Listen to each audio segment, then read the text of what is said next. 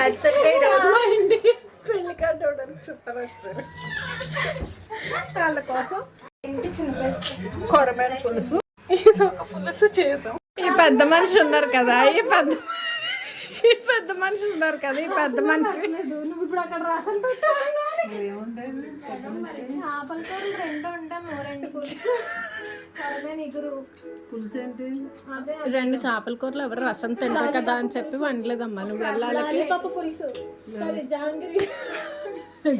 Jangiri jalebi lollipop కాదు, పిలాపీ fish అనమాట. అది ఇగురు కొరమేను ఇగురు చేసాము. కానీ వాళ్ళు వెజ్ తింటారంట.